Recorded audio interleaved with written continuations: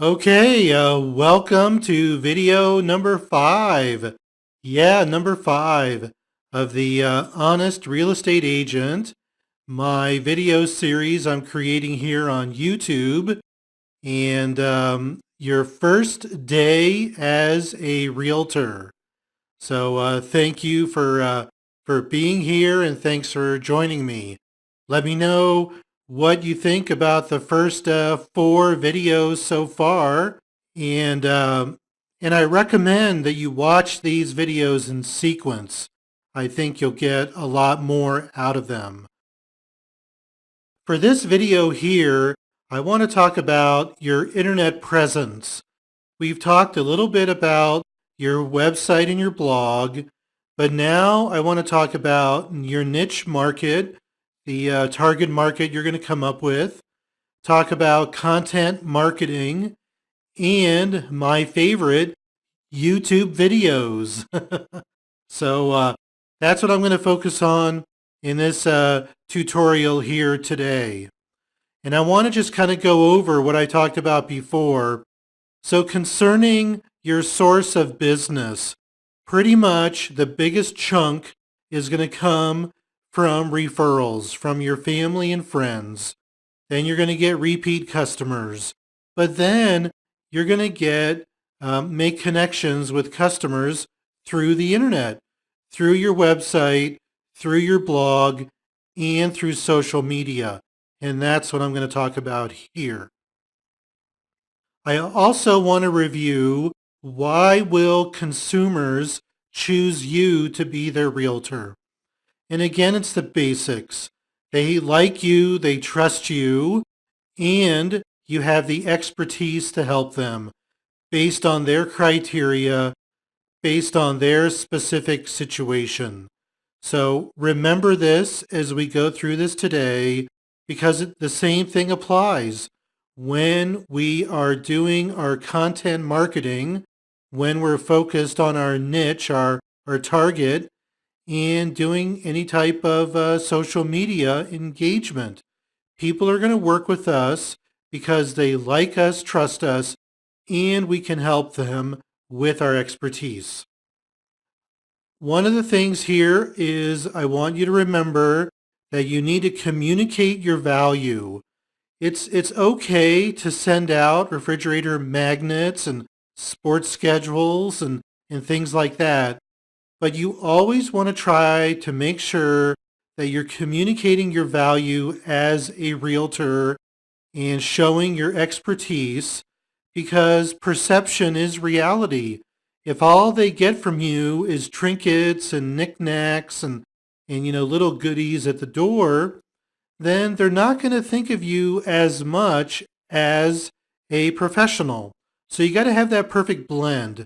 You always want to be projecting professionalism. Think of yourself as like a doctor, as a lawyer, as a CPA. You have real, professional, specialized services, consulting, and knowledge that you can provide to your customers because you're adding real value. Now let's talk about your niche and your target market. Now I'm going to talk a few things here that I wish I had done a better job when I started 11 years ago. And one of them is your niche and your target market. I really feel to be successful, you really need to dig in, dive in to a niche, to a target your first year, because you're going to be building equity with your marketing, with your presence, and you're going to attract buyers and sellers based on your niche. So really focus on that in your first year, that you really need to make a decision and choose kind of a niche market to go after. Very, very important. The other part of this too, and I'll talk a little bit more about this, is that it can increase your average sales price. So if your average sales price is 200, with your niche, you can increase it to a higher dollar amount. Now here are some niche ideas, or as my friend Addie Adi Said in Toronto, he would say niche. So here are some niche ideas. You can do it based on geography. You can do it based on a city. You can do it based on a town. You can base it on a specific neighborhood. You can choose whatever you want.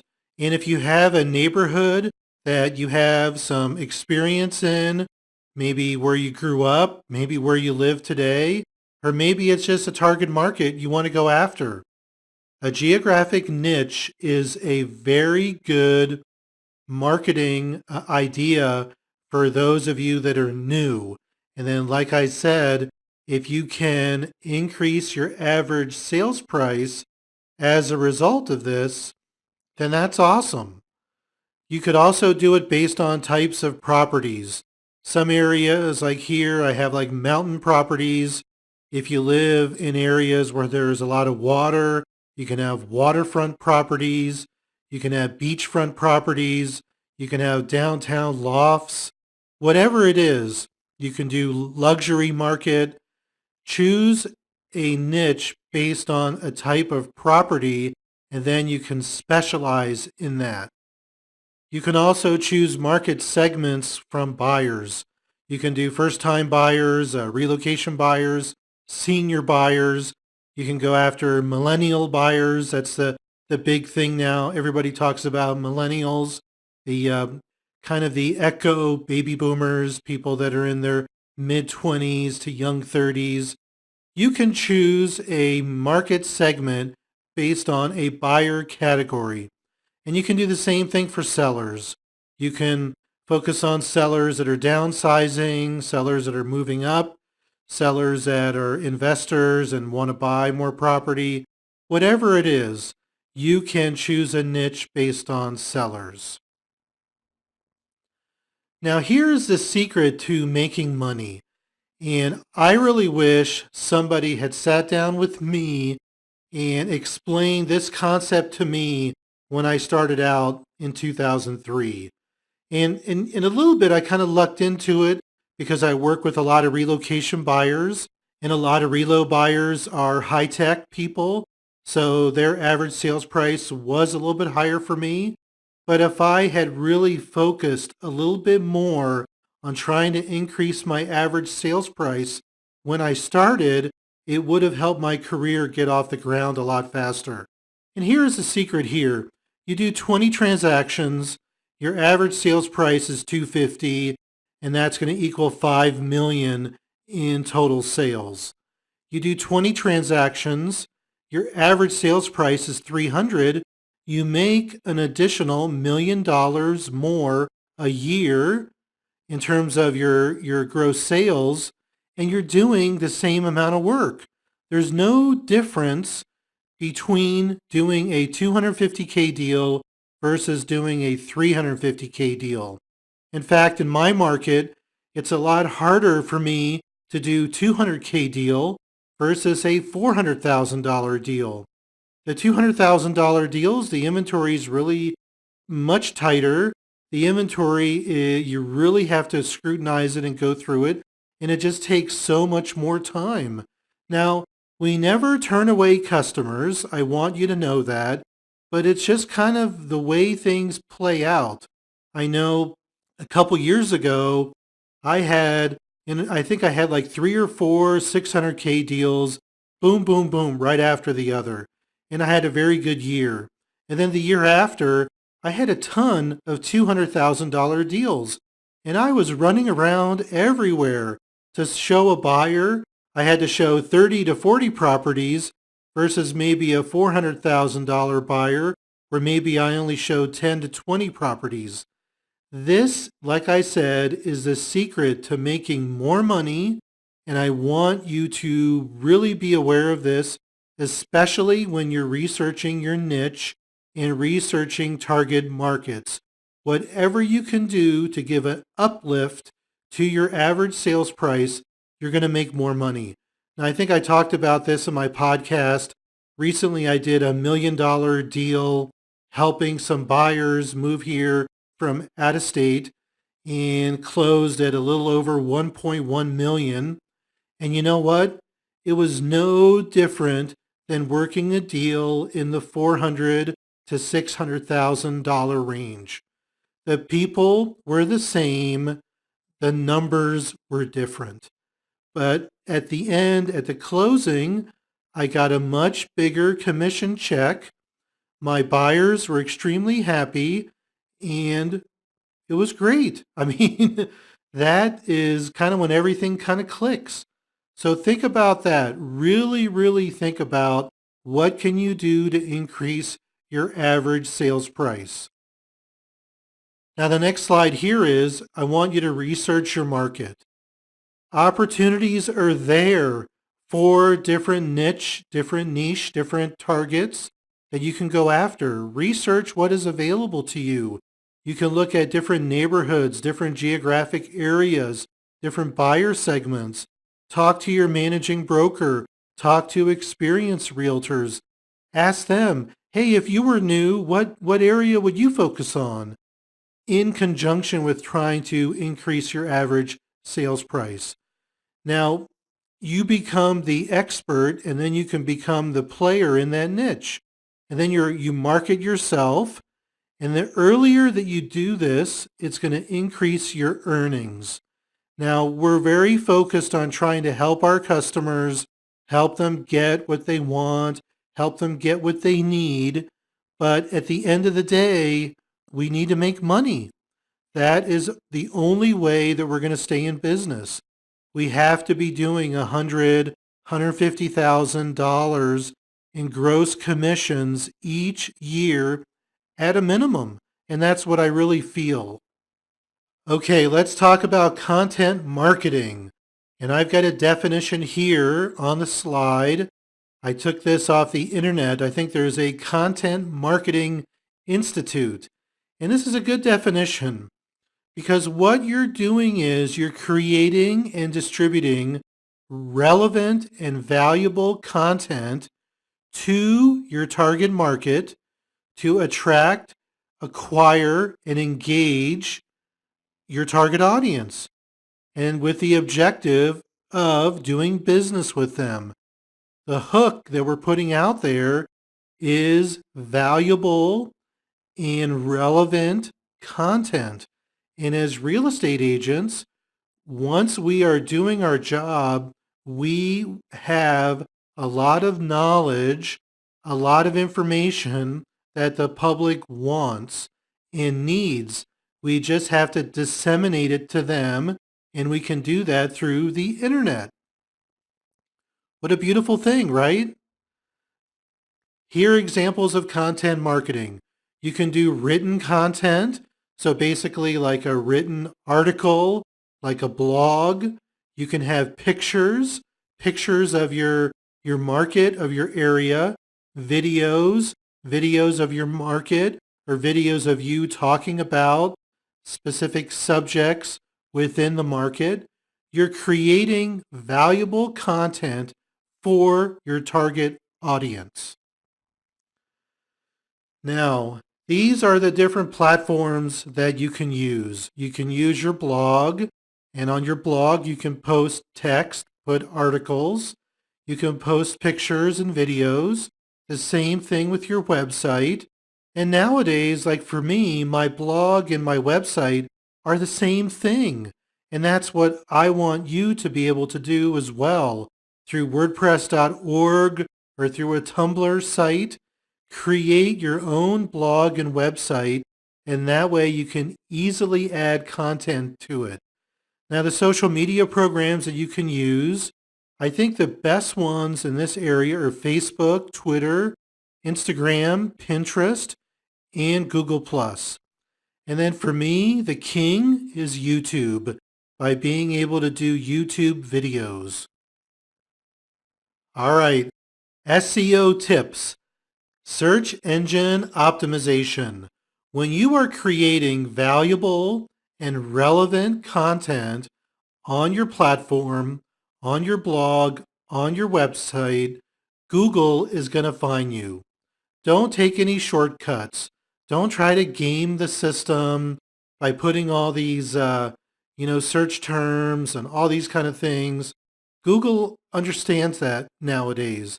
They look for valuable, relevant information, written word, pictures, as well as video. Quality is the most important criteria nowadays for search engine optimization. Remember that. Don't try to take any shortcuts. You're going to get people contacting you. I can guarantee you can be Google #1 on the search ranking and all that kind of stuff. You want to do it organically and you want to be patient. It'll take time, but as you add content, Google will reward you. And the other point here is Google likes videos, especially YouTube videos. And why is that? YouTube is owned by Google. They're all one happy family. Here are some writing tips when you're writing blogs and writing articles. Just keep it short and sweet. It doesn't have to be huge, 500 words, 1,000 words at the most. Have a good hook, have a good headline, make it something interesting about your market, about your area. Think about your target customer. What do they want to know? What is important to them? How can you help them with your written article? And then also when you write an article, include a picture or a graphic. It kind of breaks it up because if people see one huge block of text, they're just not going to read it. So you want to kind of break it up, keep it short, keep it simple. And then the other thing that I think is helpful, personalize it whenever you can. Weave in examples from your life, your situation, whatever it is, but try to make it personal because it's a relationship business. That way, when people are reading your blog posts, they are starting to connect with you and build a relationship with you. When you take pictures, take good pictures. Take pictures of your area, landmark sites, scenery, where I live in Boulder, Louisville. I'm right here in the mountains, the Rocky Mountains. I take a lot of pictures when I go hiking. I take a lot of pictures when I'm driving around. I take pictures of the sunsets. You can do the same thing in your area. You go to a park, you go to downtown, whatever it is, just take good pictures representative of your area. For me, like when the weather changes, I take pictures when it's snowing, a sunny day. You can do the same thing. Be creative here. Think about what do people want to see, and if you're posting them on Twitter, Instagram, Facebook, you're going to start getting feedback. You're going to know what people like and don't like, and then you can kind of feed it to that. Now, I write here, no people. We do have these fair housing laws. So what I try to do is if I ever have people in any of my pictures, I don't want to have the people be prominent in the picture. I'll have them kind of in the background or, in a distance or whatever. But try not to have specific pictures of people unless you're like a portrait photographer or you're a professional photographer and you're taking pictures of all kinds of people and that's kind of your thing, go for it. But for me, I don't try to represent different types of people. I just kind of stick to the scenery and to, the mountains. The mountains are the mountains. It's very, very easy for me. Now on the videos, here's where you can be creative. You can do all kinds of videos. If you look on YouTube at all the different realtor videos that are out there, people are talking in their car. They've got the webcam, the little camera on their visor, and they're driving. People are holding the video, their camera up at a distance, and they're doing a selfie video and talking.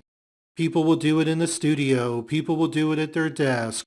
You can do all different kind of things, and they've got these long-armed holders for your smartphone. You see that when you go to different events now. Try to keep the costs low on your video production. If you want to go for high production quality, that's fine. But for me, I try to keep it simple. Try to keep your videos very short initially, 5 minutes, 10 minutes at the most, depending on what you're talking about. Make it interesting. Make it entertaining. What I try to do when I'm creating content, I go by the 3 E's: entertainment, empower, and education. Try to remember that. And you can do the same thing, the 3 E's.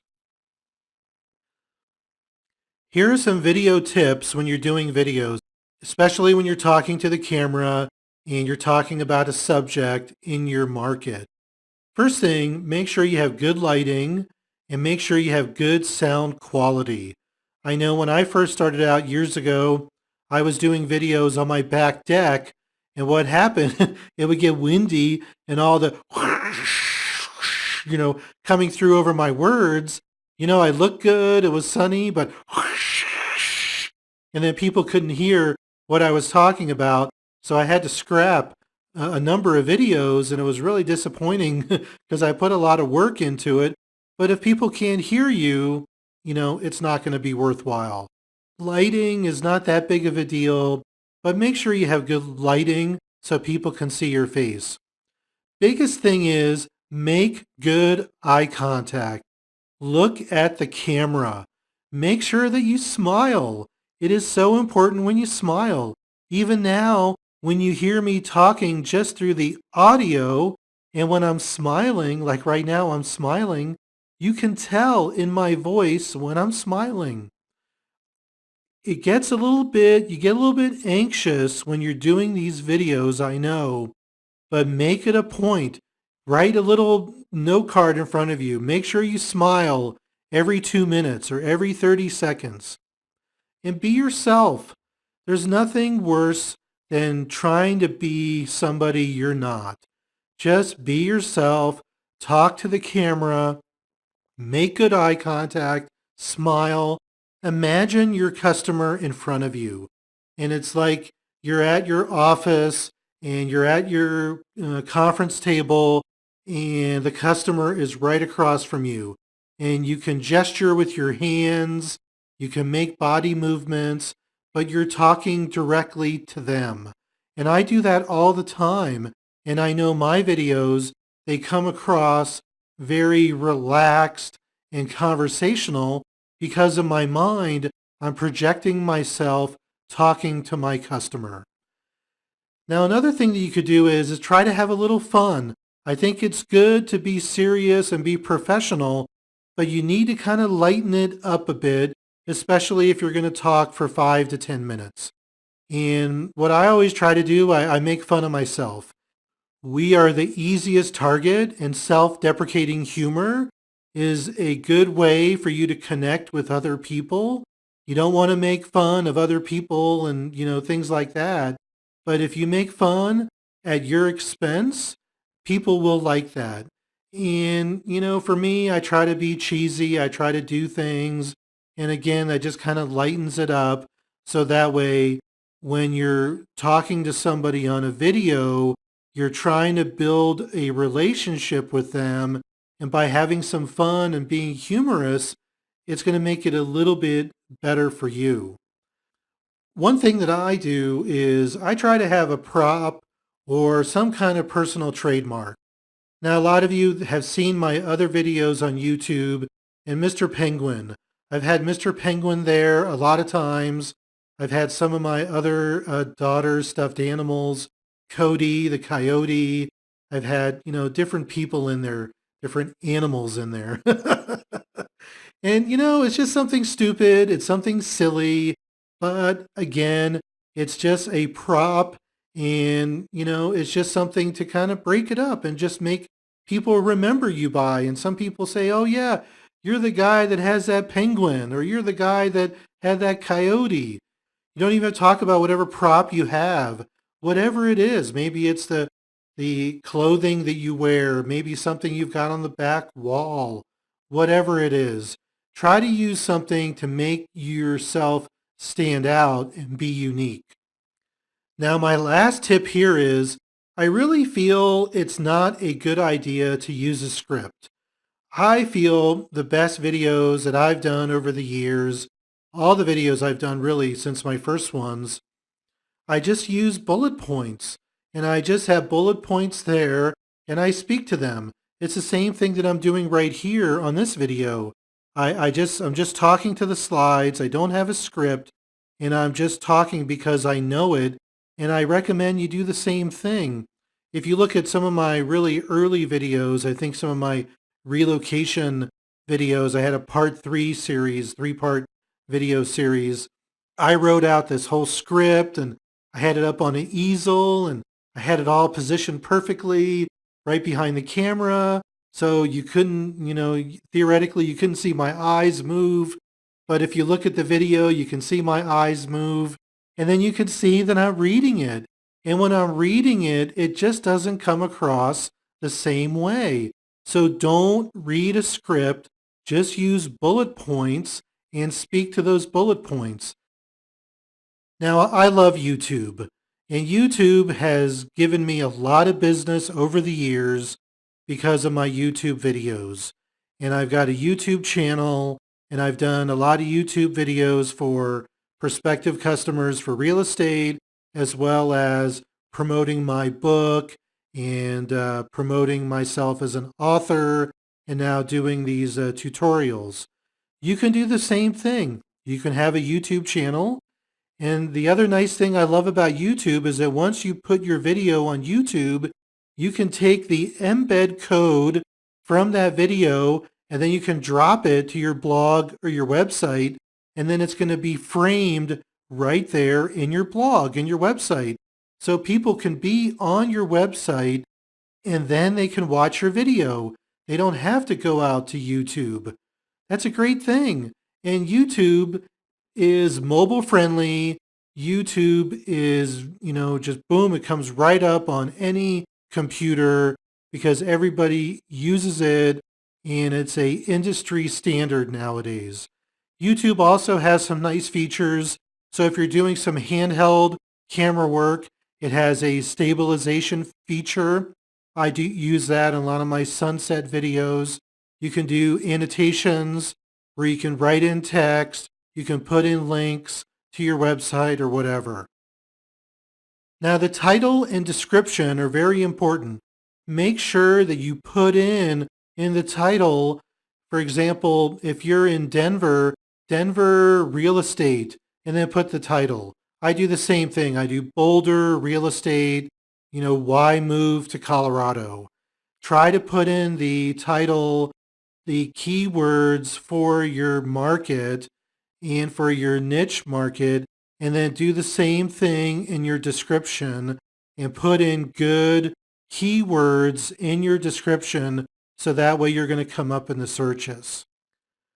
Now, when you're doing content creation, you want to be able to try to do a blend of writing, taking pictures, and doing videos. Do it on a regular schedule. Most important, stick to it. Don't give up. Try to do, depending on how busy you are, try to do at least one content marketing piece a week, be it a written blog, be it a picture gallery kind of thing, or doing a video. And you're going to have dead time. So whenever you have dead time, that's a great time to do content creation. Stick to it. It's more important to have quality over quantity.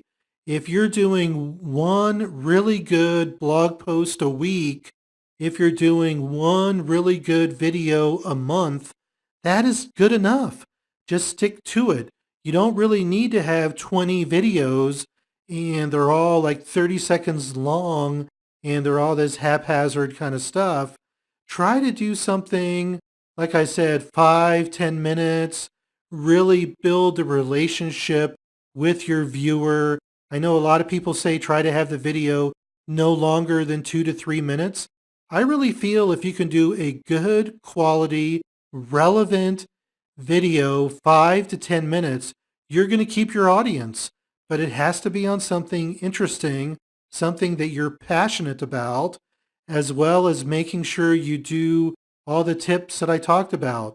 Good eye contact, good sound quality, good lighting, making sure you're conversational, making sure you have a little bit of fun, and then you're going to have really good videos. A tip here on content creation, don't sell.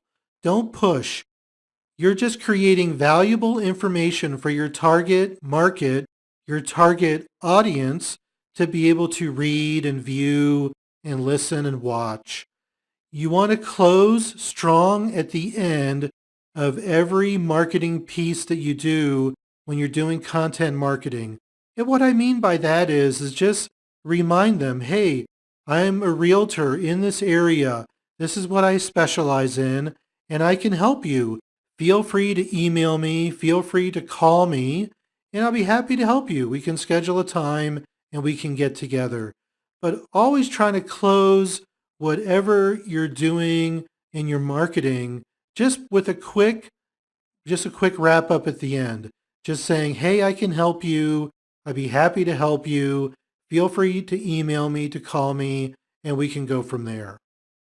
Remember, it's the leads, right? I'm talking about this all the time. You don't get paid until you close.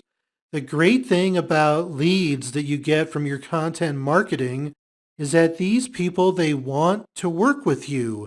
The relationship has been established through your blog, through your video, and people are going to identify with you.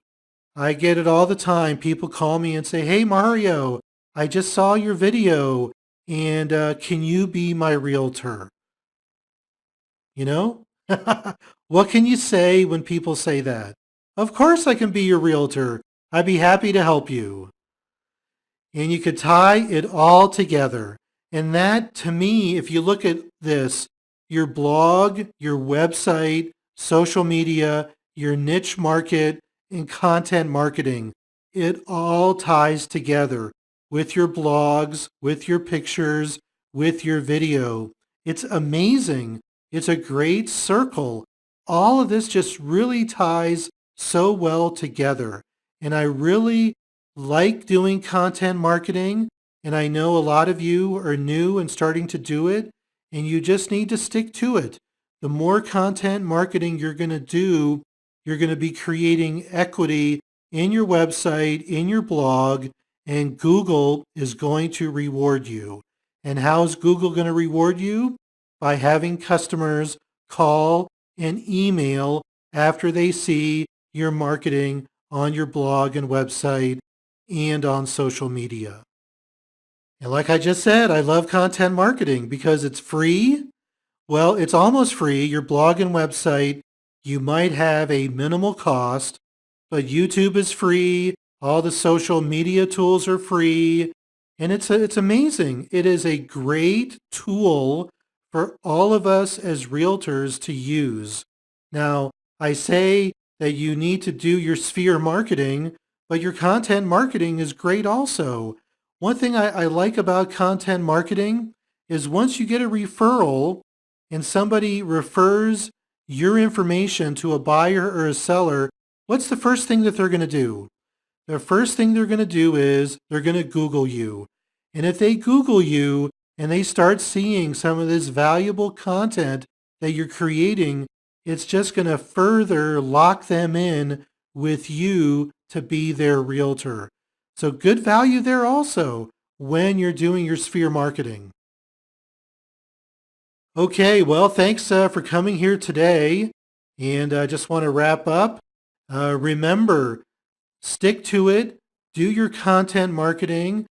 Feel free to email me, post information here on the video or email me what you got going. I'd be happy to give you feedback. And the best thing that you need to do is just start doing it. And so thanks. And for those of you that have bought my book on Amazon, thank you. If you haven't, check out my book on Amazon. Check out my podcast on iTunes. And then there is my website. And share my video, hit the like button, and subscribe to my YouTube channel. And thank you so much for watching. I'll be doing another video here soon.